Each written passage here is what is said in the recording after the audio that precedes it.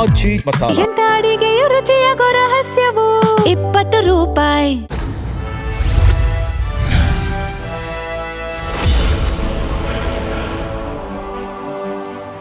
7 star hotel ಆಯಿತು, 5 star hotel ಆಯಿತು, P ಜಿಗಳ ಮೇಲಿನ ದಾಳಿ ಆಯಿತು. ಆದರೆ ಇದೀಗ ಔಷಧಿಗಳ ಸರದಿ.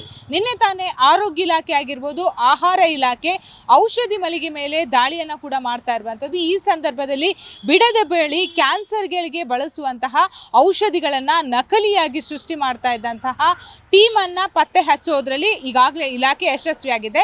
ಹಾಗಾದರೆ ಈ ಇಲಾಖೆ ಎಲ್ಲೆಲ್ಲ ಸಪ್ಲೈ ಮಾಡಿತ್ತು ಅನ್ನೋದ್ರ ಬಗ್ಗೆ ಈಗಾಗಲೇ ತನಿಖೆ ಕೂಡ ನಡೀತಾ ಇರುವಂಥದ್ದು. ಪ್ರಮುಖವಾಗಿ ಪ್ರತಿಯೊಬ್ಬ ಮನುಷ್ಯನು ಕೂಡ ಆರೋಗ್ಯ ತಪ್ಪಿದಾಗ ಮೆಡಿಸಿನನ್ನು ತೆಗೆದುಕೊಳ್ತಾನೆ. ಸೊ ಈ ಸಂದರ್ಭದಲ್ಲಿ ನಾವು ತೆಗೆದುಕೊಳ್ಳುವಂತಹ ಔಷಧಿ ಎಷ್ಟು ಸೇಫ್ ಅನ್ನೋ ಪ್ರಶ್ನೆ ಕೂಡ ಈಗ ಉದ್ಭವ ಆಗ್ತಾ ಇದೆ. ಯಾಕಂದರೆ ಈಗಾಗಲೇ ನಾವು ಈ ಹಿಂದೆ ಕಳೆದ 2 ವಾರಗಳ ಹಿಂದೆ ನಾವು ನೋಡಿದ್ವಿ, ಪ್ರತಿಷ್ಠಿತ ಹೋಟೆಲ್ಗಳ ಆಹಾರ ಬಹಳಷ್ಟು ಕಳಪೆ ಗುಣಮಟ್ಟದಿಂದ ಕೂಡಿರುವಂಥದ್ದು. ಸೊ ಅದರಿಂದ ತಿಂದಂತಹ ನಾವು ನಿಜಕ್ಕೂ ಕೂಡ ಆರೋಗ್ಯದ ವಿಚಾರದಲ್ಲಿ ಬಹಳಷ್ಟು ಹೆದರುವಂತಹ ಪರಿಸ್ಥಿತಿ ಕೂಡ ನಿರ್ಮಾಣವಾಗಿತ್ತು. ಆದರೆ ಒಂದು ವೇಳೆ ನಮಗೆ ಏನಾದರೂ ಆರೋಗ್ಯಕ್ಕೆ ತೊಂದರೆ ಅಂತ ಇದ್ದಾಗ, ನಾವು ಏನಾದರೂ ತೊಂದರೆ ಇದೆ ಅಂತ ಮೆಡಿಸಿನನ್ನು ಪರ್ಚೇಸ್ ಮಾಡೋದಕ್ಕೆ ಹೋಗ್ತೀವಿ ಅಂದ್ಕೊಂಡಾಗ ಈ ರೀತಿಯಾಗಿ ಕಳಪೆ ಗುಣಮಟ್ಟದ ಮೆಡಿಸಿನ್ಗಳು ಮಾರ್ಕೆಟ್ಗೆ ಬಂದಿದೆ ಅನ್ನೋದು ಕೂಡ ನಿಜಕ್ಕೂ ಕೂಡ ಅದನ್ನು ಯೋಚನೆ ಮಾಡೋದಕ್ಕೂ ಹೆದರಿಕೆ ಆಗುವ ಪರಿಸ್ಥಿತಿ ಕೂಡ ನಿರ್ಮಾಣ ಆಗಿರುವಂಥದ್ದು. ಆದರೆ ಇದೀಗ ಆಹಾರ ಇಲಾಖೆ ಆಗಿರ್ಬೋದು, ಆರೋಗ್ಯ ಇಲಾಖೆ ಪ್ರತಿದಿನ ಸ್ಪೆಷಲ್ ಡ್ರೈವ್ ಮಾಡ್ತಾ ಇರುವಂಥದ್ದು. ಹಾಗಾದರೆ ಇದರ ಬಗ್ಗೆ ಜನಸಾಮಾನ್ಯರು ಏನು ಹೇಳ್ತಾರೆ, ಬನ್ನಿ ಮಾತಾಡ್ಸ್ಕೊಂಡು ಬರೋಣ. ಈಗ 5 ಸ್ಟಾರ್ ಆಗಿರ್ಬೋದು, 7 ಸ್ಟಾರ್ ಹೋಟೆಲ್ ಮೇಲೆ ದಾಳಿ ಮಾಡಿದ್ರು. ಎಲ್ಲರೂ ಕೂಡ ಗೊತ್ತು, ನಾವು ಊಹೆಗೆ ಮೀರಿದಂಥ ಆಹಾರಗಳಲ್ಲಿ ಸಿಕ್ತು. ಮನುಷ್ಯನ ಜೀವನದ ಜೊತೆ ಈ ರೀತಿಯಾದಂಥ 5 ಸ್ಟಾರ್ ಹೋಟೆಲ್ಗಳವರು ಆಟ ಆಡ್ತಿದ್ದಾರೆ ಅನ್ನೋ ಮಾತುಗಳು ಕೂಡ ಈಗ ಕೇಳಿ ಬರ್ತಾ ಇರುವಂಥದ್ದು. ಬಟ್ ಆದರೆ ಮನುಷ್ಯರಿಗೆ ಏನಾದರೂ ಹುಷಾರಿಲ್ಲ ಅಂದಾಗ ನಾವು ಔಷಧಿಯನ್ನು ನಾವು ಪಡಿತೀವಿ. ಬಟ್ ಅದು ಕೂಡ ನಕಲಿಯಾಗಿದೆ ಅನ್ನೋದು ಈಗ ದಾಳಿಯಲ್ಲಿ ಪತ್ತೆ ಆಗ್ತಾ ಇರುವಂಥದ್ದು. ನಮ್ಮ ಸಮಾಜ ಎಲ್ಲಿ ಸಾಕ್ತಾ ಇದೆ, ಏನು ಹೇಳೋಕೆ ಇಷ್ಟಪಡ್ತೀರಾ? ಈಗ ಆಹಾರ ಅಂತ ಹೇಳಿದಾಗಲೇ ನಾವು ಈಗ ರುಚಿಯಾಗಿರೋ ಆಹಾರ ಒಂದು 5 ಸ್ಟಾರ್ ಹೋಟ್ಲ್ಗಳಲ್ಲಿ ಇಲ್ಲ ಮಾಲ್ಗಳಲ್ಲಿ ಎಲ್ಲ ಕಡೆ ಸಿಗುತ್ತೆ ಅಂತ ಹೇಳ್ಬಿಟ್ಟು ನಾವು ಸ್ಟ್ರೀಟ್ ಫುಡ್ಸ್ಗಳನ್ನು ಬಿಟ್ಬಿಟ್ಟು ನಾರ್ಮಲಿ ಮಾಲ್ಗಳಲ್ಲಿ ಸ್ಟಾರ್ ಹೋಟ್ಲ್ಗಳಲ್ಲೆಲ್ಲ ಹೋಗ್ಬಿಟ್ಟು ಅದನ್ನು ಸವಿತೇವೆ. ಈಗ ಅದರಲ್ಲೇ ಕ್ಯಾನ್ಸರ್ ಪೂರಿತವಾಗಿದೆ, ಅಂದರೆ ಕ್ಯಾನ್ಸರ್ ಸಂಬಂಧಿತ ಐಟಮ್ಸ್ಗಳು ಕಾಣಿಸ್ಕೊಂಡಿದೆ ಅಂತ ಹೇಳಿದರೆ ಒಂದು ತುಂಬ ಅಪಾಯ. ಯಾಕಂತ ಹೇಳಿದರೆ ಅಪಾಯಕಾರಿ. ಇನ್ನೊಂದು ನಾವು ಯಾವುದನ್ನು ಎನ್ಸ್ಕೊಂಡಿರಲಿಲ್ವ ಈ ಥರ ಇರುತ್ತೆ ಅಂತ ಹೇಳಿಬಿಟ್ಟು ಅದೇ ಒಂದು ವಿಷಯ. ರೀಸೆಂಟ್ಲಿ ಔಷಧಿಗಳ ಮೇಲೆ ದಾಳಿ ಮಾಡಿದಾಗ ಕ್ಯಾನ್ಸರ್ಗೆ ಬಳಸುವಂತಹ ಮೆಡಿಸಿನನ್ನೇ ನಕಲಿ ಮಾಡಿದ್ದಾರೆ. ಅದು ಕೂಡ 6 ಕೋಟಿ ಮೌಲ್ಯದಲ್ಲಿ ಜಪ್ತಿ ಮಾಡಿರುವಂಥದ್ದು. ಅದರಲ್ಲಿ ಈಗ ಬೇರೆ ಬೇರೆ ಮೆಡಿಸಿನ್ಗಳನ್ನು ನಕಲಿ ಮಾಡಿ ಜನರಿಗೆ ಮಾರಾಟ ಮಾಡ್ತಾರೆ. ಒಬ್ಬ ರೋಗಿ ಕ್ಯಾನ್ಸರ್ ಬಂದಾಗ ಹೇಗಪ್ಪ ಅದನ್ನು ಕ್ಯೂರ್ ಮಾಡಬೇಕಂತ ನೋಡ್ತಾ ಇರ್ತಾನೆ. ಬಟ್ ಇದನ್ನೇ ನಕಲಿ ಆಗಿಬಿಟ್ರೆ ಜನ ಏನು ಮಾಡ್ಬೇಕು ಮ್ಯಾಮ್? ಈಗ ಮೆಡಿಸಿನ್ ಅಂತ ಹೇಳಿದ್ರೇ ನಾವು ಅದೊಂದು ನಮಗೆ ಸೇವಿಯರ್ ಅಂತ ಹೇಳಿಬಿಟ್ಟು ನಾವು ಅದನ್ನು ಸೇವನೆ ಮಾಡ್ತೇವೆ. ಈಗ ಡಾಕ್ಟರ್ಸ್ ಆದ್ರೂ ನಮಗೆ ಪ್ರಿಸ್ಕ್ರಿಪ್ಷನ್ ಜೊತೆಗೆ ಏನು ಕೊಟ್ಟಿರ್ತಾರೋ ಅದೇ ಮೆಡಿಸಿನ್ಸ್ಗಳನ್ನು ನಾವು ತಗೊಳ್ತೇವೆ. ನಾವು ಅದನ್ನೇ ವೈದ್ಯ ನಾರಾಯಣ ಹರಿ ಅಂತ ಹೇಳ್ಬಿಟ್ಟು ನೆನೆಸ್ಕೊಂಡು ವೈದ್ಯರು ಹೇಳಿದ್ದೇ ವೇದವಾಕ್ಯ ಅಂತ ಹೇಳ್ಕೊಂಡು ಅದನ್ನು ನಂಬ್ಕೊಂಡು ನಾವು ಪ್ರಿಸ್ಕ್ರಿಪ್ಷನ್ ಜೊತೆಗೆ ಹೋಗ್ಬಿಟ್ಟು ಆ ಮೆಡಿಸಿನ್ಸ್ಗಳನ್ನು ತಗೊಳ್ತೇವೆ. ಆ ಮೆಡಿಸಿನ್ಸಲ್ಲೇ ಕ್ಯಾನ್ಸರ್ ಪೂರಿತವಾಗಿರೋ ಒಂದು ಅಂಶ ಇದೆ ಅಂತ ಹೇಳ್ಬಿಟ್ಟು ನಿನ್ನೆ ಬಿಡದಿಲ್ಲಿ ಆಗಿರೋ ರೈಡಲ್ಲಿ ವಿಷಯ ತಿಳಿದು ಬಂತು. ಈಗ ಜನಸಾಮಾನ್ಯರು ಯಾವುದನ್ನು ನಂಬೋದು, ಯಾವುದನ್ನು ನಂಬಲಿಕ್ಕಾಗೋದಿಲ್ಲ ಅಂತ ಹೇಳೋದೇ ಈಗ ತುಂಬ ಭಯ ಹುಟ್ಟಿಸೋ ಒಂದು ವಿಷಯ. ಯಾಕಂತ ಹೇಳಿದ್ರೆ ಮೊನ್ನೆ ಫುಡ್ಡಲ್ಲಿ ರೇಡ್ ಮಾಡಿದಾಗ ಅದರಲ್ಲಿ ಕ್ಯಾನ್ಸರ್ ಪೂರಿತವಾಗಿರೋ ಅಂಶಗಳು ಕಂಡು ಬಂದಿದೆ ಅಂತ ಹೇಳಿದರು. ಈಗ ನಾವು ನಾರ್ಮಲಿ ಏನು ಮಾಡ್ತೇವೆ ಅಂತ ಹೇಳಿದ್ರೆ we believe that foods are very good in 5 star hotels and restaurants. ಅಲ್ಲಿ ಹೋಗ್ಬಿಟ್ಟು ನಾವು ತೊಗೊಂಡಿರೋ ಫುಡ್ಡಲ್ಲೇ ಕ್ಯಾನ್ಸರ್ ಪೂರಿತವಾಗಿರೋ ಐಟಮ್ಸ್ಗಳಿದೆ ಅಂತ ಅದನ್ನು ಒಂದು ವಿಷಯ ಒಂದು ವಾರದಿಂದ ರೇಡ್ ಮಾಡಿಕೊಂಡು ಆಹಾರ ಇಲಾಖೆಯಿಂದ ಗೊತ್ತಾಯಿತು. ಈಗ ಮೆಡಿಸಿನ್ಸು ಸರದಿ ಅಂತ ಹೇಳಿದಾಗ ಇನ್ನೂ ಭಯ. ಯಾಕಂತ ಹೇಳಿದ್ರೆ medicine it self is a saviour. ನಾವು ಮೆಡಿಸಿನನ್ನು ಮೆಡಿಕಲಲ್ಲೇ ಎಷ್ಟೋ ಮೆಡಿಸಿನ್ಗಳಿರುತ್ತೆ. ಬಟ್ ನಕಲಿ ಪಟ್ಟಿಯನ್ನು ಅಂದರೆ ಮಾಡಿಕೊಂಡು ಈ ರೀತಿ ಮಾರಾಟ ಮಾಡಿದ್ರೆ ನಿಜಕ್ಕೂ ಯಾವ ಮೆಡಿಸಿನನ್ನು ನಾವು ತೆಗೆದುಕೊಳ್ಬೇಕನ್ನೋ ಡೌಟ್ ಬರಲ್ವಾ? ಯಾಕಂದರೆ ನೀವು ನೋಡ್ಬೋದು ಮಾರ್ಕೆಟಲ್ಲಿ ಈಗಾಗಲೇ ಬಹಳಷ್ಟು ಮೆಡಿಕಲ್ಗಳು ಇರುವಂಥದ್ದು. ಆ ಮೆಡಿಕಲ್ಗಳ ಪೈಕಿ ನಿಜವಾದ ಮೆಡಿಸಿನ್ ಯಾವುದು ಅನ್ನೋದನ್ನು ನಾವು ಹುಡುಕೋ ಪರಿಸ್ಥಿತಿ ಬರ್ಬೋದಾ? ನಾವು ಅದನ್ನು ಆರೋಗ್ಯ ಇಲಾಖೆ ಸಂಬಂಧಪಟ್ಟ ಇಲಾಖೆಯವರು ಅದನ್ನು ಗಮನ ವಹಿಸಬೇಕಾಗಿರೋದು ಅವ್ರ ಕರ್ತವ್ಯ. ಅದು ಇನ್ನೊಂದೇನಾಗುತ್ತೆ ಅಂತ ಹೇಳಿದ್ರೆ, ನಾವು ಡಾಕ್ಟರ್ಸ್ ಏನು ಪ್ರಿಸ್ಕ್ರಿಪ್ಷನ್ ಕೊಟ್ಟಿರ್ತಾರೋ ಅದ್ರ ಬೇಸಿಸ್ ಮೇಲೆ ನಾವು ಹೋಗ್ಬಿಟ್ಟು ಕೊಡೋದ್ರಿಂದ ಅವರು ಈಕ್ವಲೆಂಟ್ ಅಂತ ಹೇಳ್ಬಿಟ್ಟು ಸಮಟೈಮ್ಸ್ ನಮಗೆ ಮೆಡಿಕಲಲ್ಲೂ ಹೇಳ್ತಾರೆ, ಇದು ಈಕ್ವಲೆಂಟ್ ಇದೆ, ಎಕ್ಸಾಕ್ಟ್ ಮೆಡಿಸಿನ್ ಇಲ್ಲ ಅಂತ ಹೇಳ್ಬಿಟ್ಟು ನಾವು ಅದನ್ನು ಬಿಲೀವ್ ಮಾಡ್ತೇವೆ, ತಗೊಳ್ತೇವೆ. ಸೊ ಆ ಈಕ್ವಲೆಂಟಲ್ಲಿ ಡೂಪ್ಲಿಕೇಟ್ ಮೆಡಿಸಿನ್ಸ್ ಬಂದಿದೆ ಅಂತ ಹೇಳಿದರೆ ಈಗ ತುಂಬ that is something very dangerous and which has to be strict action ತೊಗೊಳ್ಳೇಬೇಕಾಗುತ್ತೆ. ಯಾಕಂತ ಹೇಳಿದ್ರೆ ಮೆಡಿಸಿನ್ ಅಂತ ಹೇಳಿದರೆ that is a saviour of a life. ನಾವು ಏನೇ ಅಂತ ಹೇಳಿದ್ರೆ ನಾವು ಅದನ್ನು ತಗೊಂಡು ಬದುಕ್ತೇವೆ. ನಮಗೆ ಏನು ಕಾಯಿಲೆ ಬಂದಿದೆ ಅದರಿಂದ ನಾವು ಹೊರಗಡೆ ಬರ್ತೇವೆ ಅಂತ ಹೇಳಿದ್ರು ನಂಬ್ಕೊಂಡು ಹೋಗಿ ತಗೊಳ್ಳೋವಂಥದ್ದು. ಈಗ ಅದನ್ನೇ ತಗೊಳ್ಬೇಕಾದ್ರೆ ಅದರಲ್ಲೇ ಕ್ಯಾನ್ಸರ್ ಪೂರಿತವಾಗಿರೋ ಐಟಮ್ಸ್ಗಳಿದೆ ಅಂತ ಹೇಳಿದರೆ ತಿಳ್ಕೊಂಡು ಬಂದಿರಾಗ ಅದ್ರ ಮೇಲೆ ಸಂಬಂಧಪಟ್ಟ ಇಲಾಖೆಯವರು ಸೂಕ್ತ ಕ್ರಮ ಕೈಗೊಂಡು, ಸೂಕ್ತ ಮಾತ್ರ ಅಲ್ಲ ಕಠಿಣವಾದ ಕ್ರಮ ಕೈಗೊಳ್ಬೇಕಂತ ಹೇಳ್ಬಿಟ್ಟು ನಾವು ಜನಸಾಮಾನ್ಯರು ಕೇಳ್ಕೊಳ್ತೇವೆ. ಈಗ ಮ್ಯಾಮ್ ನಿಮ್ಗೇನು ಗೊತ್ತು, PG ಆಯಿತು, ಹೋಟೆಲ್ ಆಯಿತು, ಮೆಡಿಸಿನ್ ಆಗಿತ್ತು, ಎಲ್ಲದರ ಮೇಲೆ ರೈಡ್ ಮಾಡ್ತಾರೆ. ಕೇವಲ ಇಷ್ಟಕ್ಕೆ ಮಾತ್ರ ನಿಲ್ಲಿಸದೆ ಪ್ರತಿ ತಿಂಗಳು ಪ್ರತಿ ವಾರ ರೈಡ್ ಮಾಡಬೇಕಂತ ನಿಮ್ಗೆ ಅನಿಸುತ್ತಾ? ಹೌದು, ಇದೊಂದೇ ಅಲ್ಲ, ಇನ್ನೂ ಕೆಲವೊಂದು ಈಗ ವಿಷಪೂರಿತ ಐಟಮ್ಸ್ಗಳು ಈಗ ಇದರಲ್ಲಿ ನೋಡಿ, ಈಗ ಬರ್ತಾ ಇದೆಲ್ಲ ಈ ಥರದ ಫುಡ್ಡಲ್ಲಿ ಮೊದಲು ಕಲ್ಲರ್ ಇತ್ತು. ಸೊ ಮಕ್ಕಳೆಲ್ಲ ಇಲ್ಲಿ ಪಾರ್ಕಿಗೆ ಬಂದಿರೋರೆಲ್ಲ ತಗೊಳ್ತಾ ಇದ್ರು ಅದನ್ನು ನೋಡಿ. ಈಗ ಅದ್ರ ಬಗ್ಗೆ ಯಾಕಂತ ಹೇಳಿದ್ರೆ, ಇಲ್ಲಿ ಮಕ್ಕಳು ಎಂಜಾಯ್ಮೆಂಟ್ಗೆ ಅಂತ ಪೇರೆಂಟ್ಸ್ ಕರ್ಕೊಂಡ್ಬರ್ತಾರೆ. ಮಕ್ಕಳು ಅದನ್ನು ನೋಡಿದಾಗ, ಕಲ್ಲರ್ ನೋಡಿದಾಗ ಅದು ಬೇಕು ಅಂತ ಹೇಳ್ಬಿಟ್ಟು ಹೇಳ್ತಾರೆ. ಸೊ ಎಲ್ಲ ಐಟಮ್ಸ್ಗಳು ನಾವೇನು ತಗೊಳ್ತೇವೆ ಅದರಲ್ಲೂ ವಿಷಪೂರಿತವಾಗಿದೆ ಅಂತ ಹೇಳಿದ್ರೆ ಅದನ್ನೆಲ್ಲ ಸಂಬಂಧಪಟ್ಟ ಇಲಾಖೆಯವರು ಆವಾಗವಾಗ ರೇಡ್ ಮಾಡಿಕೊಂಡು, ಈಗ ನಾವು ಟ್ಯಾಕ್ಸ್ ಕಟ್ತೇವೆ. ಟ್ಯಾಕ್ಸ್ ಕಟ್ಟಿದಾಗ ಇದ್ರ ಬಗ್ಗೆ ಸರ್ಕಾರನೂ ಗಮನ ವಹಿಸ್ಬಿಟ್ಟು ನಮ್ಮ ಆರೋಗ್ಯ, ನಮ್ಮ ಹೆಲ್ತ್ ಎಲ್ಲನೂ ಅಂದರೆ ಎವ್ರಿಥಿಂಗ್ ಮೆಡಿಸಿನ್ಸ್ ಆಗಲಿ ಎಲ್ಲನೂ ಸೀರಿಯಸ್ ಆಗಿ ಆ್ಯಕ್ಷನ್ ತೊಗೊಂಡ್ಬಿಟ್ಟು ಕ್ರಮ ಕೈಗೊಂಡು ಇದ್ರ ಬಗ್ಗೆ ಗಮನ ಅಂದರೆ ಎಲ್ಲ ಡಿಪಾರ್ಟ್ಮೆಂಟ್ಗಳಲ್ಲಿ ಎಲ್ಲೆಲ್ಲಿ ಯಾವ್ಯಾವ ವಸ್ತುಗಳು ನಾವು ಸೇವನೆ ಮಾಡ್ತೇವೋ, ಯಾವ್ಯಾವ ವಸ್ತುಗಳು ಅಂದರೆ for example it may be medicine, it may be food, for every department there should be one team which has to be formed, squad team ಮಾಡಿಬಿಟ್ಟು ಅವಾಗ ರೇಡ್ ಮಾಡೋ ಕೆಲಸ. ಅದನ್ನು ರೇಡ್ ಮಾಡಿದ ನಂತರ ಹಂಗೆ ಬಿಡಬಾರ್ದು, ಅದನ್ನು ಸ್ಟ್ರಿಕ್ಟ್ ಆ್ಯಕ್ಷನ್ ತಗೊಂಡ್ರು ಅಂತ ಹೇಳಿದ್ರೆ ಅದ್ರ ಮೇಲೆ ನಮಗೆ ಜನಸಾಮಾನ್ಯರಿಗೂ ತುಂಬ ಒಳ್ಳೇದಾಗುತ್ತೆ ಅಂತ ಹೇಳ್ಬಿಟ್ಟು ಸರ್ಕಾರಗಳಲ್ಲಿ QR ಕೋಡ್ ಬಿಟ್ಟಿದ್ದಾರೆ. ನಾವಾಗೆ ಅಂದರೆ ಕಂಪ್ಲೇಂಟ್ ಮಾಡ್ಬೋದಂತ. ಇದು ಕೂಡ ಸಕ್ಸಸ್ ಆಗುತ್ತೆ ಅನ್ಸುತ್ತೆ, ಯಾಕಂದರೆ ಯಾವುದೇ ಭಯ ಪಡದೆ ನಮ್ಮ ಕಂಪ್ಲೇಂಟನ್ನು ರಿಜಿಸ್ಟರ್ ಮಾಡ್ಬೋದು. It is a very good initiative by the government. In fact ಅದರಿಂದ ನಮಗೆ ಎಷ್ಟು ಒಳ್ಳೇದಾಗುತ್ತೆ ಅಂದರೆ, ನಾರ್ಮಲಿ ನಾವು ಯಾವುದೇ ಒಂದು ಇರ್ರೆಗ್ಯುಲಾರಿಟೀಸ್ ನೋಡಿದ ತಕ್ಷಣ ಇಲ್ವಾ ಏನಾದರೂ ಅಲ್ಲಿ ಮಾಲ್ ಪ್ರಾಕ್ಟೀಸು ಆ ಥರದನ್ನು ನೋಡಿದಾಗ ನಾವೇನು ಮಾಡ್ತೇವೆ ಅಂತ ಹೇಳಿದ್ರೆ, we don't make a time to busy ಶೆಡ್ಯೂಲಲ್ಲಿ ಎಲ್ಲರೂ ಇರ್ತೇವೆ. We don't make a time to give a complaint. ಇವಾಗ ನೋಡ್ತೇವೆ ಒಂದು 5 ನಿಮಿಷದಲ್ಲಿ ಅದನ್ನು ಇಗ್ನೋರ್ ಮಾಡ್ತೇವೆ. ಸೊ ಈ ಥರದ ಎಷ್ಟೋ ವಿಷಯಗಳು ಬರ್ತಾ ಇರ್ತವೆ. ಈಗ ಆ QR ಕೋಡಿಂದ ಏನಾಗುತ್ತೆ ಅಂತ ಕನ್ಸರ್ನ್ ಡಿಪಾರ್ಟ್ಮೆಂಟ್ಗೆ concern team will look into immediately ಅಂತ ಕಾಣಿಸಿದ್ರೆ ಅಲ್ಲಲ್ಲೇ ನಾವು ಇನ್ಸ್ಟೆಂಟ್ಲಿ ಒಂದು ಸ್ಕ್ಯಾನ್ ಮಾಡಿಕೊಂಡು ಕಂಪ್ಲೇಂಟ್ ಕೊಡೋ ವ್ಯವಸ್ಥೆ ಮಾಡಿರೋದು ತುಂಬ ಒಳ್ಳೆ ಇನಿಷಿಯೇಷನ್ ಅಂತ. ಮ್ಯಾಮ್, ಎಲ್ಲದೂ ಕೂಡ ಈಗ ನಕಲಿಯಾಗಿ ಪತ್ತೆ ಆಗ್ತಿದೆ. ಗುಣಮಟ್ಟ ಇಲ್ಲದ ಆಹಾರಗಳು, ಅದರಲ್ಲೂ ಕೂಡ ನಾವು ಹುಷಾರಿಲ್ಲ ಅಂದಾಗ ಔಷಧಿ ತೆಗೆದುಕೊಳ್ತೀವಿ, ಔಷಧಿ ಕೂಡ ನಕಲಿ ಅನ್ನೋದು ಗೊತ್ತಾಗ್ತಿದೆ. ಏನು ಹೇಳ್ತೀರಾ? ನಾವು ಅದನ್ನೇ ನಂಬ್ಕೊಂಡು ಆರೋಗ್ಯ ಸರಿಯಾಗುತ್ತೆ ಅಂತ ಹೇಳಿ ಹೋಗ್ತೀವಿ. ಬಟ್ ಡಾಕ್ಟ್ರು ಬರ್ಕೊಡೋದು ಅದೇ ಮೆಡಿಸಿನ್ ಆಗಿರೋದ್ರಿಂದ ನಾವು ನಂಬಿಕೆಯಿಂದ ತೊಗೊಂಡಿರ್ತೀವಿ. ಆದರೆ ಅವರು ಅಲ್ಲಿ ಮೋಸ ಮಾಡ್ತಾರೆ ಅಂತ ನಮಗೆ ಗೊತ್ತಿರಲ್ವಲ್ಲ. ಹಾಗಾಗಿ ನಮ್ಮನ್ನು ನಂಬ್ಕೊಂಡಿರೋರಿಗೆ ಪ್ರಾಬ್ಲಮ್ ಆದಾಗ ಅವ್ರ ಫ್ಯಾಮಿಲಿಗೂ ತೊಂದರೆ ಆಗಬಹುದು. ಇದರಿಂದ ಸರ್ಕಾರನೇ ಎಚ್ಚೆತ್ಕೋಬೇಕು, ಇದನ್ನೆಲ್ಲ ಬ್ಯಾನ್ ಮಾಡಬೇಕು ಅಂತಲೇ ಹೇಳ್ತೀವಿ. ಯಾವುದು ಗುಣಮಟ್ಟ ಇರಲ್ಲ ಅಂತ ಆಲ್ರೆಡಿ ಸರ್ಕಾರಕ್ಕೆ ಗೊತ್ತಾಗಿರುತ್ತೆ, ಆದರೆ ಅವರು ಅದ್ರ ಬಗ್ಗೆ ಆ್ಯಕ್ಷನ್ ತಗೊಳ್ಳೋದಿಲ್ಲ. ಎಲ್ಲ ಅವರವರೇ ಅಲ್ಲಿ ಮುಗಿಸ್ಕೋತಾರೆ. ಇದರಿಂದ ಪಬ್ಲಿಕ್ಗೆ, ಜನಸಾಮಾನ್ಯರಿಗೆ ಅಷ್ಟೇ ಅನ್ಯಾಯ ಆಗುತ್ತೆ. ದುಡ್ಡಿರೋರು ಶ್ರೀಮಂತರೆಲ್ಲ ಬೇಕಾಗಿದ್ದ ಕಡೆ ಹೊರಗಡೆ ಹೋಗ್ತಾರೆ, ತೋರಿಸ್ಕೊತಾರೆ. ಇಲ್ಲಿ ಬಲಿಪಶು ಆಗೋದು ಬಡವರು, ಸಾಮಾನ್ಯ ಜನ ಬಲಿಪಶು ಆಗ್ತಾರೆ ಇದರಿಂದ. ಹಂಗಾಗಿ ಸರ್ಕಾರನೇ ಇದನ್ನ ಎಚ್ಚೆತ್ಕೊಂಡು ಅಂತ ಕಂಪನಿ ಎಲ್ಲ ಬ್ಯಾನ್ ಮಾಡಬೇಕು. ಈಗ ನೋಡಿ, ನಾವು ದಿನನಿತ್ಯ ನೋಡಿರ್ಬೋದು, ಒಂದಲ್ಲ ಒಂದು ಮೊದಲಿನ ಮನುಷ್ಯರು ಈಗಿನ ಮನುಷ್ಯರು ನೋಡುವಾಗ ಕಂಪೇರ್ ಮಾಡಿದ್ರೆ ಮೊದಲಿನವ್ರಿಗೆ ಅಷ್ಟು ರೋಗ ರುಜಿನಗಳು ಬರ್ತಾ ಇರಲಿಲ್ಲ. ಬಟ್ ಈಗ ಪ್ರತಿಯೊಬ್ಬರಲ್ಲಿ ಏನಾದರೂ ಒಂದು ಕಾಯಿಲೆಗಳು, ಥೈರಾಯ್ಡ್ ಆಗಿರ್ಬೋದು, BP ಲೋ ಆಗಿರ್ಬೋದು, ಎಲ್ಲ ಒಂದೊಂದು ರೀತಿಯಾಗಿರುತ್ತೆ. ಬಟ್ ಇದಕ್ಕೆಲ್ಲ ಕಾರಣ ಈಗಿನ ಜನ್ರೇಷನ್ ಆಗಿರ್ಬೋದು, ಈಗಿನ ಯುಗ ಅಂತ ನಿಮ್ಗೆ ಅನಿಸುತ್ತಾ? ಹೌದು, ಖಂಡಿತ. ಅದು ಈಗಿನ ಫುಡ್ಡು ಅಷ್ಟೇ, ಜಂಕ್ ಫುಡ್ಡು ಈ ಮಕ್ಕಳ ತಿಂತಾರಲ್ಲ ಜಂಕ್ ಫುಡ್ಡು, ಅದೆಲ್ಲ ಸರ್ಕಾರ ಬ್ಯಾನ್ ಮಾಡ್ಬೋದಲ್ಲ, ಯಾಕೆ ಅದು ಎಚ್ಚೆತ್ಕೊಳ್ಳಲ್ಲ? ಸ್ಕೂಲುಗಳ ಹತ್ರ ಈಗ ಬ್ಯಾನ್ ಮಾಡ್ತೀವಿ ಅಂತ ಆಲ್ರೆಡಿ ಸಚಿವರೊಬ್ಬರು ಹೇಳಿದ್ದಾರೆ. ಆದರೆ ಬ್ಯಾನ್ ಮಾಡೋಕ್ಕೆ ಬಿಡಲ್ಲ, ಅದು ಕಂಟಿನ್ಯೂ ಮಾಡ್ತಾರೆ. ಮಕ್ಕಳಿಂದನೇ ನಾವು ಒಳ್ಳೆ ಫುಡ್ ಕೊಡೋಕ್ಕೆ ಟ್ರೈ ಮಾಡಿದ್ರೆ ಆಗ ಮಕ್ಕಳು ಮುಂದಕ್ಕೆ ಆರೋಗ್ಯವಾಗಿ ಇರಬಹುದು. ಈ ಜಂಕ್ ಫುಡ್ ಅನ್ನೋದೆಲ್ಲ ಬ್ಯಾನ್ ಮಾಡಿ ಮಕ್ಕಳಿಗೆ ಏನು ಫುಡ್ ಕೊಡಬೇಕೋ ನಾವು ಮೊದಲೆಲ್ಲ ನಾವು ಸಣ್ಣ ಮಕ್ಕಳಲ್ಲಿ ನಾವೇನು ತಿಂತಿದ್ವೋ ಅದನ್ನು ಈಗಿನ ಮಕ್ಕಳು ಕೊಟ್ಟರೆ ಅವ್ರಿಗೂ ಫ್ಯೂಚರ್ ಮುಂದಕ್ಕೆ ಚೆನ್ನಾಗಿರುತ್ತೆ, ಹೆಲ್ತ್ ಚೆನ್ನಾಗಿರುತ್ತೆ. ಹಾಗಾಗಿ ಅದು ಸರ್ಕಾರ ಇದ್ರ ಬಗ್ಗೆ ಎಚ್ಚೆತ್ಕೋಬೇಕು ಅಂತ ನಾನು ಹೇಳ್ತೀನಿ. ಈಗಾಗಲೇ ಸರ್ಕಾರ ಎಲ್ಲೋ ಒಂದು ಕಡೆ ಸರಿಯಾಗಿ ಕೆಲಸ ಮಾಡದೇ ಇರೋದಕ್ಕೆ ಈ ಎಲ್ಲ 5 ಸ್ಟಾರ್ 7 ಸ್ಟಾರ್ ಆಗಿರ್ಬೋದು, ಹೋಟೆಲ್ಗಳಾಗಿರ್ಬೋದು, PG ಆಗಿರ್ಬೋದು, ಔಷಧ ಮಳಿಗೆ ಎಲ್ಲರೂ ಕೂಡ ತಪ್ಪು ಮಾಡೋದಕ್ಕೆ ಕಾರಣ ಅಂತ ನೇರವಾಗಿ ಹೇಳ್ತೀರಾ?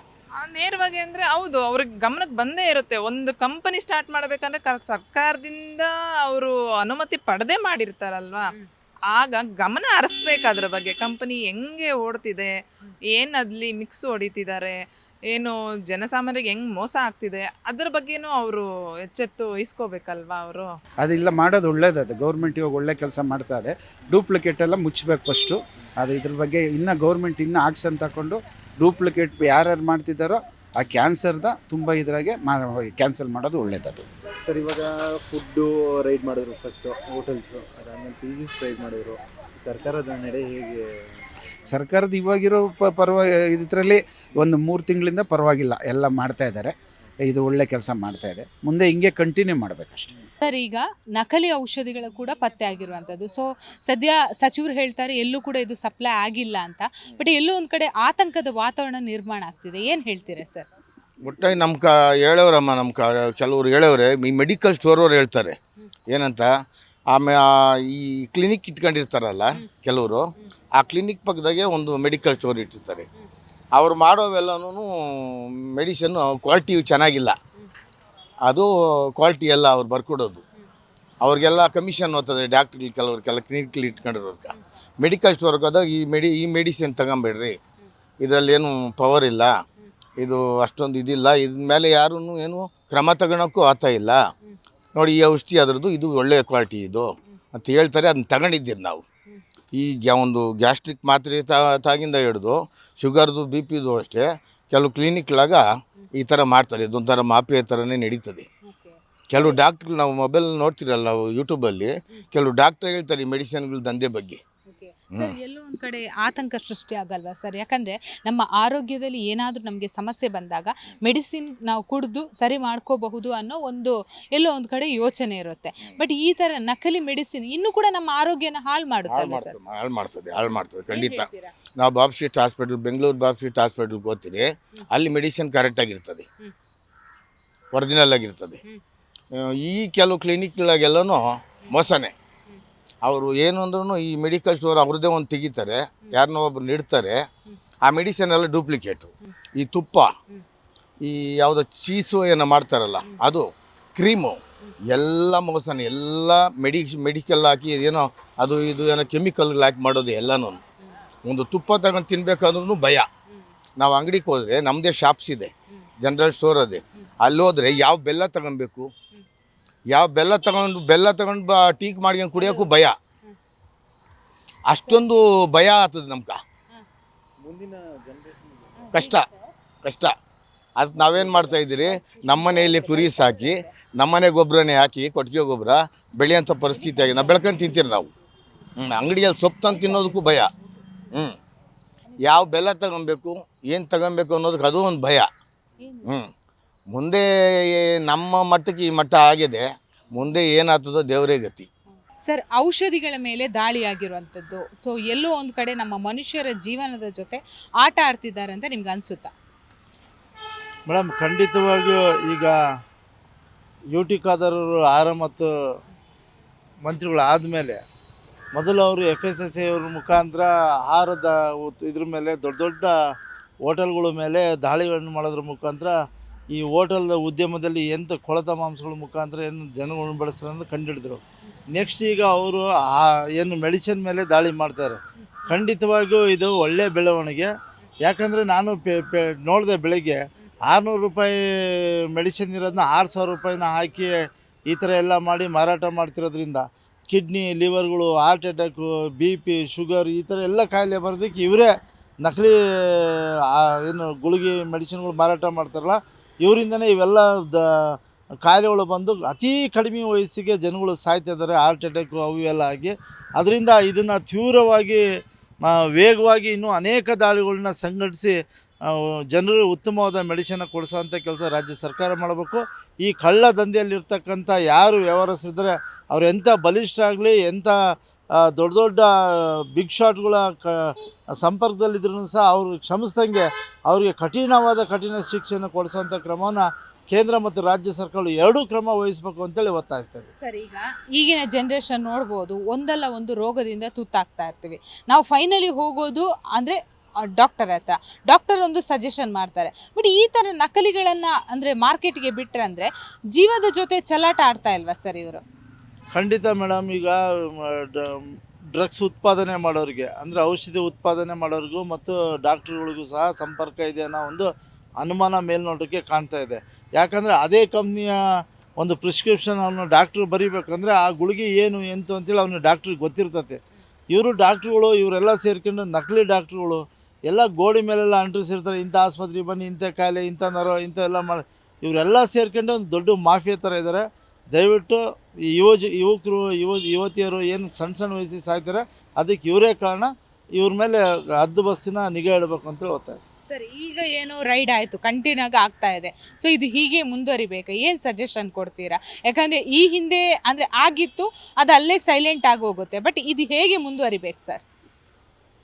ಮೇಡಮ್, ಈಗ ಏನಾಗಿದೆ ಅಂದರೆ ತೋರ್ಪಡಿಸೋಕ್ಕೋಸ್ಕರ ಅಲ್ಲೊಂದು ಇಲ್ಲೊಂದು ದಾಳಿಗಳು ಸಂಘಟಿಸೋದು, ಆಮೇಲೆ ವ್ಯವಸ್ಥಿತವಾದ ಜಾಲವನ್ನು ಅಧಿಕಾರಿಗಳು ಅಣಿಯೋದು, ಮಂತ್ಲಿ ಮಾಮೂಲಿ ಫಿಕ್ಸ್ ಮಾಡ್ಕೊಂಡು ಸುಮ್ಮನೆ ಆರಾಮಾಗಿ ಇದು ಬರೋ ಥರ ನಡೀತಾ ಇದೆ. ಇದನ್ನು ವ್ಯವಸ್ಥಿತವಾಗಿ ನಿರಂತರವಾಗಿ ಈ ಲೋಕಾಯುಕ್ತರುಗಳು IT ಇನ್ಕಮ್ ಟ್ಯಾಕ್ಸ್ನಲ್ಲಿ ಹೆಂಗೆ ದಾಳಿ ನಿರಂತರವಾಗಿ ಇಡ್ತಾರೋ ಭ್ರಷ್ಟಾಚಾರಗಳ ಮೇಲೆ, ಈ ಥರ ನಕಲಿ ಔಷಧಿ ತಯಾರು ಮಾಡೋವಂಥ ಕಂಪ್ನಿಗಳು ಈ ಥರ ಏನು ಮಾರ್ಕೆಟಲ್ಲಿದ್ದಾರೆ ಅವ್ರ ಮೇಲೆ ನಿರಂತರ ದಾಳಿ ಇಟ್ಟರೆ ಮಾತ್ರ ಇದನ್ನು ಕಂಟ್ರೋಲ್ ಮಾಡೋದಕ್ಕೆ ಸಾಧ್ಯ. ಅದಕ್ಕೆ ರಾಜ್ಯ ಸರ್ಕಾರಗಳು ಈ ಇಲಾಖೆಗಳು ಏನು ಸಿಬ್ಬಂದಿ ಕೊರತೆ ಇದೆ ಅಂತ ಹೇಳ್ತಿದ್ದಾರೆ, ಅವ್ರಿಗೆ ಹೆಚ್ಚಿನ ಸಿಬ್ಬಂದಿಯನ್ನು ಕೊಡಬೇಕು ಮತ್ತು ಪೊಲೀಸ್ ಭದ್ರತೆಯನ್ನು ಕೊಡಬೇಕು. ಅವ್ರಿಗೂ ಸಹ, ಯಾಕಂದರೆ ಲೈಫ್ ರಿಸ್ಕ್ ಇರ್ತದೆ. ನಾವು ಇಂಥ ದೊಡ್ಡ ಉದ್ಯಮದ ಮೇಲೆ ಕೈ ಹಾಕಿದರೆ ನಮಗೆ ಪ್ರಾಣಕ್ಕೆ ಕಂಟಕ ತರ್ಬೋದು, ಅದು ನಮ್ಮ ಕುಟುಂಬದ ಮೇಲೆ ದಾಳಿ ಆಗ್ಬೋದು ಅಂತೇಳಿ ಅವರಿಗೆ ಭದ್ರತೆಯನ್ನು ಕೊಡಬೇಕು. ಏನು ಜಡ್ಜ್ಗಳಿಗೆ ಭದ್ರತೆ ಕೊಡ್ತಾರೆ, ಲೋಕಾಯುಕ್ತರಿಗೆ ಭದ್ರತೆ ಕೊಡ್ತಾರೆ, ಅದೇ ಥರ ಈ ಕಂಟ್ರೋಲರ್ಗೆ ಏನಿದ್ರೆ ಆ ಥರದ ಒಂದು ಭದ್ರತೆ ಕೊಟ್ಟರೆ ಅವ್ರು ನಿರರ್ಗಳವಾಗಿ ಧೈರ್ಯವಾಗಿ ಮುಂದಕ್ಕೆ ಇಂಥ ಕೆಲಸಗಳನ್ನ ಮಾಡಿ ಹಿಡಿದು ಅವ್ರಿಗೆ ಶಿಕ್ಷೆ ಕೊಡ್ಸೋಕ್ಕೆ ಅವಕಾಶ ಇರುತ್ತೆ. ಮತ್ತು ಉತ್ತಮವಾದ ವಕೀಲರನ್ನು ಸಹ ಸರ್ಕಾರ ಈ ಇಲಾಖೆ ಒಳಗೆ ನೇಮಿಸ್ಬೇಕು. ಯಾಕಂದರೆ ಲೋಕಾಯುಕ್ತರು ಅಂದ ತಕ್ಷಣ ಲಾಯರ್ ಕೊಡ್ತಾರೆ, ಆಮೇಲೆ ಇನ್ಕಮ್ ಟ್ಯಾಕ್ಸ್ ಅಂದರೆ ಲಾಯರ್ಗಳು ಬರ್ತಾರೆ. ಅದಕ್ಕೆ ಈ ಇಲಾಖೆಗೂ ಸಹ ಲಾಯರ್ಗಳನ್ನ ಕೊಡಬೇಕು. ಅವಾಗ ಇವರು ಸಮರ್ಪಕವಾಗಿ, ಯಾಕಂದರೆ ಬೇರೆ ಬೇರೆ ಕೇಸ್ಗಳಲ್ಲಿ ಹೆಂಗೆ ವಾದ ಮಾಡ್ತಾ ಇರ್ತಾರೆ ನೋಡಿರಿ. ಕಾವೇರಿ ನೀರಿನ ವಿಷಯ ಬಂದ ತಕ್ಷಣ ಆ ಲಾಯರ್ಗಳು, ಅಡ್ವೊಕೇಟ್ ಜನರಲ್ಗಳೆಲ್ಲ ಹೋಗ್ತಾರೆ. ಅದೇ ಥರ ಈಗ ಔಷಧಿ ಕೇಸ್ ಹಿಡಿದ ತಕ್ಷಣ ಆ ಕಂಪ್ನಿನ ದೊಡ್ಡ ನೇಮಕ ಮಾಡ್ಕೊಂಡಿರ್ತಾರೆ. 10 ಲಕ್ಷ 20 ಲಕ್ಷ ಅವರಿಗೆ ಲಾಯರ್ಗಳು ದುಡ್ಡು ಕೊಟ್ಟು ಇಟ್ಕೊಂಡಿರ್ತಾರೆ. ಅವರು 10 ಜನ 15 ಜನ ಲಾಯರ್ಗಳು ಹೈಕೋರ್ಟಲ್ಲಿ ವಾದ ಮಾಡ್ತಾರೆ. ಇವ್ರು ಯಾವ್ದಾರ ಅಧಿಕಾರಿ ಪರವಾಗಿ ಯಾವ ಒಬ್ಬ ಲಾಯರು ಬರೋದಿಲ್ಲ. ಅವಾಗ ಏನು ಮಾಡಬೇಕು? ಕೇಸ್ ಬಿದ್ದೋಗ್ತೈತಿ. ಅಥವಾ ಉಲ್ಟಾ ಅಧಿಕಾರಿಗಳ ಮೇಲೇ ಕೇಸ್ ಬರ್ತೈತೆ ಅಂತೇಳಿ ಎದುರು ಯಾಕೆ ಬೇಕಪ್ಪ ಅಂದ್ರೆ ಗೊತ್ತಿಲ್ಲಂಗೆ ಸುಮ್ಮನಾಗ್ತಾರೆ. ಅದಕ್ಕೆ ಲೋಕಾಯುಕ್ತ ಮಾದರಿಯಲ್ಲಿ ಇನ್ಕಮ್ಸ್ IT ಟ್ಯಾಕ್ಸ್ ಮಾದರಿಯಲ್ಲಿ ಹೆಂಗೆ ಲಾಯರ್ಗಳನ್ನ ಕೊಡ್ತೀರಾ ಅದೇ ಥರ ಇವ್ರಿಗೂ ಅಡ್ವೊಕೇಟ್ ಜನರಲ್ ಲಾಯರ್ಗಳನ್ನೆಲ್ಲ ಕೊಟ್ಟು ಒಂದು ಸದೃಢ ಇಲಾಖೆಯನ್ನು ಮಾಡಿದರೆ ಮಾತ್ರ ಇದನ್ನು ನಿರಂತರವಾಗಿ ಅವ್ರಿಗೂ ಮಾಡೋಕ್ಕಾಗುತ್ತೆ. ಆ ಥರ ಮಾಡಬೇಕು ಅಂತೇಳಿ ನಮ್ಮ ಒತ್ತಾಯ. ಆರೋಗ್ಯ ಸಚಿವರಾದ UT ಖಾದರ್ ಅವರ ಒಂದು ನೇತೃತ್ವದಲ್ಲಿ ಹಲವಾರು ಒಂದು ದಾಳಿಗಳು ನಡೀತಿದೆ. ಫುಡ್ಡು ಅಂತ ಹೇಳಿ ಸುಮಾರು ರೆಸ್ಟೋರೆಂಟ್ಗೆಲ್ಲ ದಾಳಿ ಆಯಿತು. ಆ ದಾಳಿ ಸಂದರ್ಭದಲ್ಲಿ ಹಲವಾರು ತಿಂಗಳಿಂದ ಕೊಳೆತು ಹೋದ ಒಂದು ಫುಡ್ ಐಟಮ್ಸ್ ಎಲ್ಲ ಸಿಕ್ತು. ಇದೇ ರೀತಿಯಲ್ಲಿ ನಮ್ಮದು ಮೆಡಿಕಲ್ ಒಂದು ಇಲ್ಲಿಗಲ್ ಮೆಡಿಕಲ್ ಒಂದು ಕಂಪನಿಗೆ ರೈಡ್ ಮಾಡಿದಾಗ ಅಲ್ಲಿ ನಕಲಿ ಕ್ಯಾನ್ಸರ್ ಮದ್ದು ಸಿಕ್ತು. ಈ ನಕಲಿ ಮದ್ದುಗಳಿಂದ ಏನಾಗ್ತಿದೆ ಅಂತ ಹೇಳಿದರೆ ಹಲವಾರು ಜೀವಗಳ ಜೊತೆ ಒಂದು ಆಟಾಡುವ ರೀತಿಯಾಗಿ ಹೋಗಿದೆ ಪರಿಸ್ಥಿತಿ. ಇದಕ್ಕೆ ಸೂಕ್ತ ಕ್ರಮ ನಮ್ಮ ಸರ್ಕಾರ ತಗೊಂಡಿಲ್ಲ ಅಂತಾದರೆ ಇನ್ನಷ್ಟು ಇದರಿಂದ ಆರೋಗ್ಯಕ್ಕೆ ಎಲ್ಲಿ ತನಕ ಆಗ್ತದೆ ಅಂತ ಹೇಳಿದ್ರೆ ಜೀವ ನಷ್ಟ ಆಗುವ ಒಂದು ರೀತಿಯಲ್ಲಿ ಎಫೆಕ್ಟ್ ಆಗುವ ಸಾಧ್ಯತೆ ಇದೆ. ಸರ್, ಈಗಾಗಲೇ ನೀವು ನೋಡಿರ್ಬೋದು ನಕಲಿ ಆಹಾರ, ಅದರಲ್ಲಿ 5 ಸ್ಟಾರ್ 7 ಸ್ಟಾರ್ ಹೋಟೆಲ್ಗಳಲ್ಲಿ ಕೂಡ ಕಳಪೆ ಗುಣಮಟ್ಟದ ಆಹಾರ. ಈಗ ಔಷಧಿಯನ್ನು ತೆಗೆದುಕೊಳ್ಳೋದು, ನಾವೀಗ ನಮಗೇನಾದರೂ ಹುಷಾರಿಲ್ಲ ಅಂದರೆ ಮೆಡಿಸಿನ್ ತಗೋತೀವಿ. ಪ್ರತಿಷ್ಠಿತ ಮೆಡಿಸಿನನ್ನು ನಕಲಿ ಮಾಡ್ತಾರಂದರೆ ಇವರ ಬೆನ್ನ ಹಿಂದೆ ಯಾರು ಇರ್ಬೋದು ಸರ್? ಯಾಕೆ ಇನ್ನೂ ಕೂಡ ಮಟ್ಟ ಹಾಕೋದಲ್ಲಿ ಎಲ್ಲೋ ಒಂದು ಕಡೆ ಸರ್ಕಾರ ಎಡವುತ್ತಿದೆ ಅನಿಸ್ತಿದ್ಯಾ? ನೋಡಿ, ನಾವು ನೋಡಿರುವ ಹಾಗೆ ಇತ್ತೀಚಿನ ದಿನಗಳಲ್ಲಿ ಮಹಾರಾಷ್ಟ್ರದ ಒಂದು IAS ಆಫೀಸರ್ ಅವರ ಒಂದು ದಿಟ್ಟ ನಿರ್ಧಾರದಿಂದ, ಉತ್ತಮ ನಿರ್ಧಾರದಿಂದ ಹಲವಾರು ಫುಡ್ ಇಂಡಸ್ಟ್ರಿಗೆಲ್ಲ ರೈಡ್ ಆಯಿತು. ಅವರು ಮಾಡಿದ ಒಂದು ಉತ್ತಮ ಸ್ಟೆಪ್ನಿಂದ ನಮ್ಮ ಕರ್ನಾಟಕದಲ್ಲೂ ಅಂತಹ ಒಂದು ಹಲವಾರು ಸ್ಥಳಕ್ಕೆ ದಾಳಿ ನಡೆಸಿರ್ತಾರೆ. ಆದರೆ ಇದರ ಬೆನ್ನ ಹಿಂದೆ ಯಾರಿದ್ದಾರೆ ಅಂತ ಹೇಳಿ ಯಾರನ್ನು ನಾವು ಪ್ರಶ್ನಿಸಲಿಕ್ಕೆ ಆಗೋದಿಲ್ಲ. ಆದರೆ ನಮ್ಮ ಸರ್ಕಾರ ಇದಕ್ಕೆ ಸೂಕ್ತವಾದ ಒಂದು ಕಾನೂನಿನಡಿಯಲ್ಲಿ ಕ್ರಮ ತಗೊಳ್ಬೇಕಂತ ಹೇಳಿ ನಾವು ಒಂದು ಬೇಡಿಕೊಳ್ತೇವೆ. ಸರ್, ಈಗಾಗಲೇ ಕಾನೂನಿಗೆ ಭಯ ಇಲ್ಲ ಅಂತ ಇವ್ರಿಗೆ ಅನಿಸುತ್ತೆ ನಿಮಗೆ? ಯಾಕಂದರೆ ಈಗ ರೈಡ್ ಮಾಡ್ತಾರೆ, ನಾಳೆ ಫೈನ್ ಕಟ್ತಾರೆ, ಬಟ್ ಅದೇ ಇದು ಮಾಡ್ತಾರೆ. ಸೊ ಈ ಹಿಂದೆ ಕೂಡ ಅದೇ ಆಗಿರುವಂಥದ್ದು. ಕಾನೂನಿನ ಭಯ ಇಲ್ವಾ ಇವರಿಗೆ? ನಾವು ಹೇಳಬೇಕಂತಾದರೆ ಕಾನೂನು ಭಯ ಇದ್ದರೆ ಯಾವುದು ಇಂಥದ್ದು ಆಗ್ತಿರ್ಲಿಲ್ಲಿತ್ತು. ಬಟ್ ಎಲ್ಲೋ ಒಂದು ಕಡೆ ಇದಕ್ಕೆ ಬೆಂಬಲ ಇರುವ ಕಾರಣದಿಂದಾಗಿ ಇಂಥ ಒಂದು ಅಕ್ರಮ ಚಟುವಟಿಕೆಗಳು ಎತ್ತಿ ನಡೀತಾ ಇದೆ ಅಂತ ನಾನು ಹೇಳಿಕ್ಕೆ ಬಯಸ್ತೇನೆ. ಈಗಾಗಲೇ ನಾವು ನೋಡ್ತಿದ್ದಾಗೆ ರಾಜ್ಯದಲ್ಲಿ ಒಂದಲ್ಲ ಒಂದು ಈ ನಕಲಿ ವಿಚಾರಗಳು ಆಚೆ ಬರ್ತಾ ಇದ್ದಾವೆ. ಈ ಹಿಂದೆ ಕೂಡ ಗುಂಡೂರಾವರ ಕಾರ್ಯವ್ಯಾಪ್ತಿಯಲ್ಲಿ ಕೂಡ ಅವರು ಏನು ಈ ಬಣ್ಣದ ಬಗ್ಗೆ ಹೇಳ್ತಾ ಇದ್ರು, ಕೆಮಿಕಲ್ ಯೂಸ್ ಮಾಡಿಬಿಟ್ಟು ಅದರಿಂದ ಯಾವ ರೀತಿ ದೇಹಕ್ಕೆ ಹಾನಿ ಆಗ್ತಾಯಿದೆ, ಅದರಿಂದ ಕ್ಯಾನ್ಸರ್ ಬರುವಂಥದ್ದು ಕೂಡ ಈ ಎಚ್ಚರಿಕೆ ಆಗಿದ್ರು. ಮೊನ್ನೆ ಕೂಡ ಒಂದು ಗುಟ್ಕಾ ಬಂದ್ ಮಾಡಬೇಕು ಅಂತ ಅದನ್ನು ಹೇಳಿದ್ರು, ಬಟ್ ಅದು ಎಲ್ಲಿವರೆಗೆ ಕಾರ್ಯರೂಪಕ್ಕೆ ಬರುತ್ತೋ ಗೊತ್ತಿಲ್ಲ.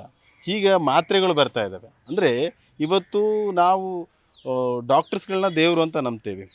ಅವರು ಬರ್ತಂಥ ಒಂದು ಪ್ರಿಸ್ಕ್ರಿಪ್ಷನ್ ತೊಗೊಂಡೋಗಿ ನಾವು ಮಾತ್ರೆಗಳನ್ನು ತೊಗೊಂಡು ನಮ್ಮ ಜೀವನ ಉಳಿಸ್ಕೊಳ್ತೇವೆ. ಬಟ್ ಅದೇ ಕಲ್ತಿ ಆದರೆ, ಅದೇ ನಕಲಿ ಆದರೆ ನಮ್ಮ ಜೀವಕ್ಕೆ ಬೆಲೆ ಎಲ್ಲಿದೆ? ಬಟ್ ಇದ್ರ ಬಗ್ಗೆ ಎಲ್ಲ ಸರ್ಕಾರಗಳು ಎಚ್ಚೆತ್ಕೊಳ್ಬೇಕು. ಸರ್ಕಾರಗಳು ಇಂಥವ್ರನ್ನ ಮಟ್ಟ ಹಾಕಬೇಕು. ಕೇವಲ ರಾಜಧಾನಿಯಲ್ಲಿ ಅಷ್ಟೇ ಇಲ್ಲ, ಪ್ರತಿ ಭಾಗದಲ್ಲೂ ಕೂಡ ನಾವು ನೋಡ್ತೀವಿ. ರೈತರಿಗೆ ಬೀಜ ನಕಲಿ, ಏನಾದರೂ ಎಲ್ಲ ಹೋಟ್ಲಲ್ಲಿ ಊಟ ಮಾಡೋಣ ಅಂದರೆ ಅಲ್ಲಿ ನಕಲಿ, ಮಾತ್ರೆಗಳು ತೊಗೊಳ್ಳೋಣ ಅಂದರೆ ಇಲ್ಲಿ ನಕಲಿ. ಆದರೆ ಈ ಜೀವನ ನಡೆಸೋದು ಹೇಗೆ?